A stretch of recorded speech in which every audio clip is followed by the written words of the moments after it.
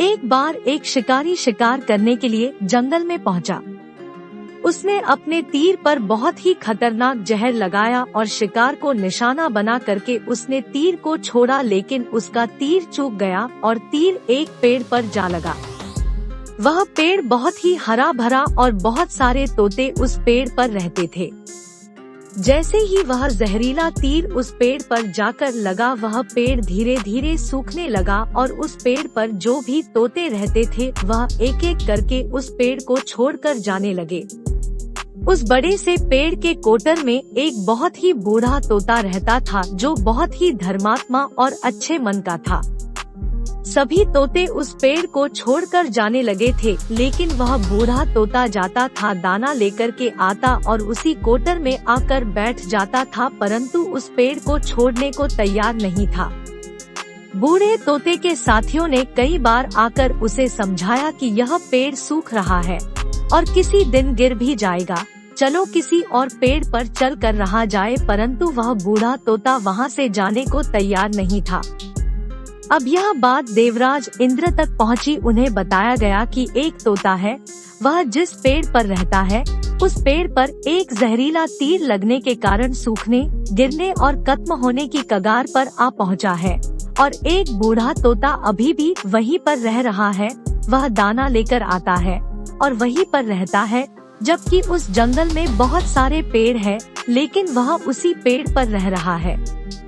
देवराज इंद्र प्रकट हुए और उस बूढ़े तोते से कहने लगे कि आप बहुत धर्मात्मा हैं, बहुत ही अच्छे मन के हैं, लेकिन आप इस पेड़ को छोड़कर किसी और पेड़ पर चले जाइए, क्योंकि यह पेड़ कुछ ही दिनों में गिर जाएगा। तालाब के पास में बहुत से बड़े बड़े हरे भरे पेड़ हैं, बड़े बड़े कोटर है, उन पेड़ों पर फल भी लगे हुए हैं, उन्हें वहीं पर तोड़कर खा सकते हैं, परंतु यहाँ से आप चले जाएं। तोता बोला, माफ कीजिएगा, इस पेड़ ने मुझे जीवन दिया है, शिकारियों से मेरी रक्षा की है, हर मौसम में मेरे साथ रहा है, ये कोटर मेरा घर है, यहाँ मैं पला बड़ा हूँ, इस पेड़ को मैं छोड़कर कैसे जा सकता हूँ? इस पर संकट आया है तो क्या मैं इसे छोड़कर चला जाऊँ? मैं ऐसा कभी नहीं कर सकता। देवराज इंद्र तोते की इस बात से बहुत ही प्रसन्न हुए। उन्होंने तोते से कहा, मैं आपकी इस बात से बहुत ही खुश हूँ, मांगो जो आपको मांगना हो। उस बूढ़े तोते ने कहा, मुझे बस इतना मांगना है कि जिस पेड़ ने मुझे जन्म दिया, जहाँ मैं रहा पला बड़ा, जिसे आप मेरा जन्मभूमि कह सकते हो, आप इसे फिर से वैसा ही हरा भरा कर दो जैसा यह था। देवराज इंद्र ने अमृत से उस पेड़ को सिंच दिया और पहले की तरह हरा भरा कर दिया। अब वापस से उस पेड़ पर आकर के बाकी तोते रहने लगे। वह बूढ़ा तोता कुछ समय तक और जिंदा रहा, फिर उसकी मृत्यु हो गई और वह स्वर्ग में चला गया।